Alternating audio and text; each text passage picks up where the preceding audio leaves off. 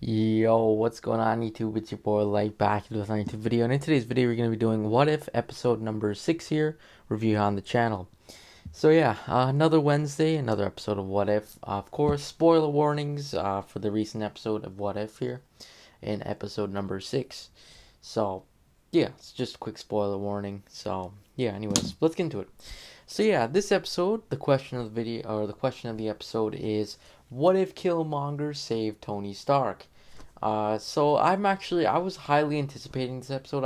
It was on my top three of my personal, just most excited for episodes. Uh, and I gotta say, I did actually fairly well like this episode. I thought it was pretty good. Uh, yeah, not my favorite, but at the same time, it was definitely a good episode. I did enjoy it.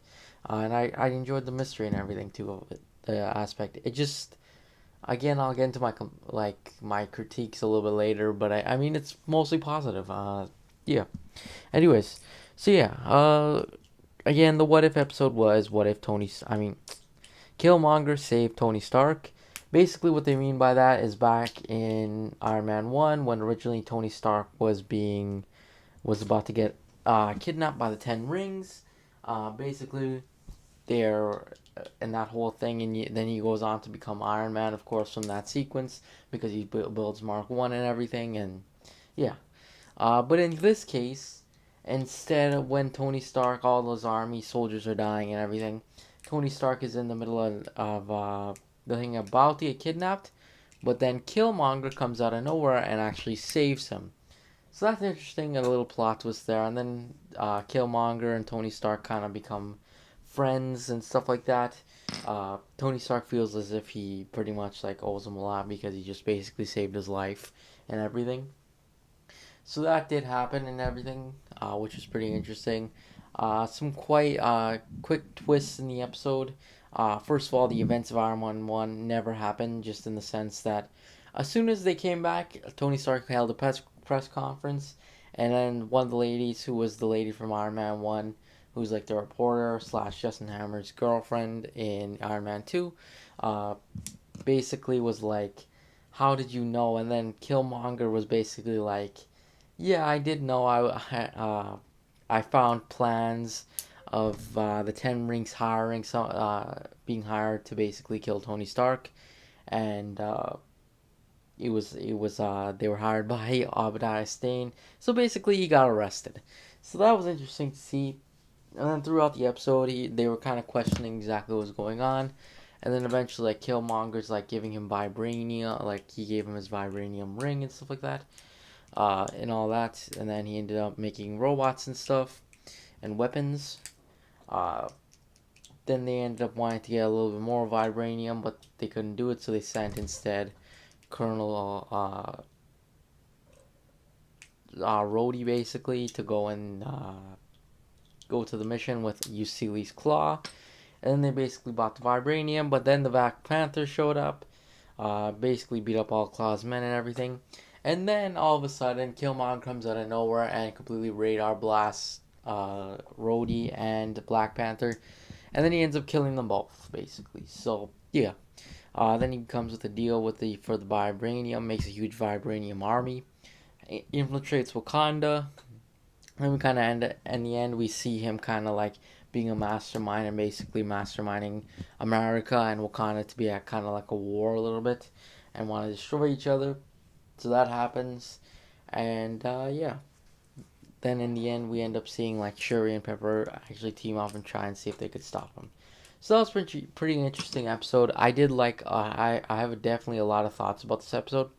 One being, I actually liked how they showed more of Killmonger's smarts and everything, which is really interesting. Again, Killmonger is probably one of my favorite villains from the MCU in general. And I gotta say, this is like exactly what I was looking for. I wanted to see more of him, and this is exactly what I like to see. I mean, definitely, I feel like, yeah, still I want to see some more Killmonger, but I mean, it's still like satisfies my kind of hunger to see him again on like this some kind of media again. So that was pretty interesting to see him, of course, again. Uh, it was interesting to see that happen. Again, it showed more of his smarts because, again, like it said, he was originally at MIT, and that kind of showed exactly his whole MIT background in the sense that he was making those robots and stuff like that.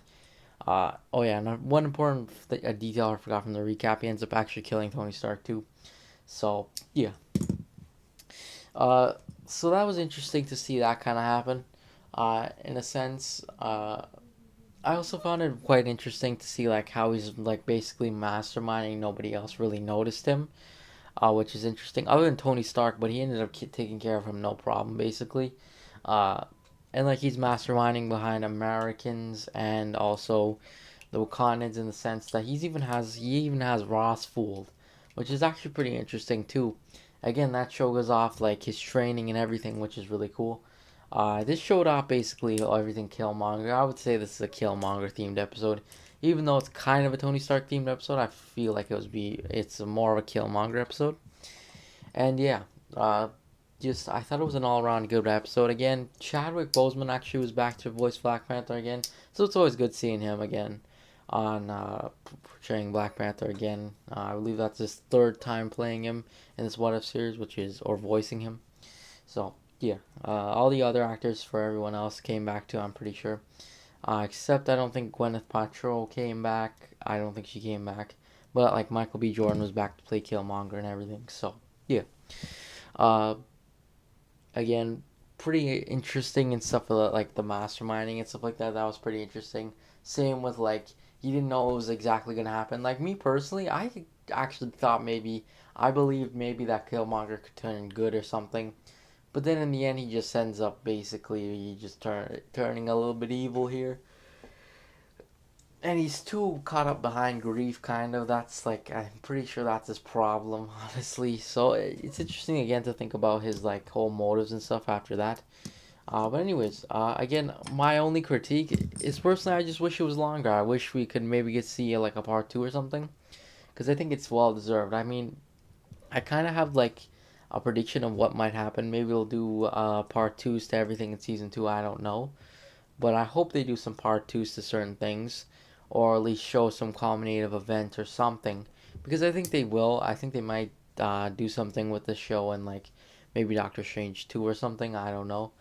But I mean, other than that, this has been a pretty interesting episode. Ranking wise, I'll give it an easy 9.5 out of 10. Definitely interesting. But anyways, that's pretty much it. Thanks for watching. Make sure to like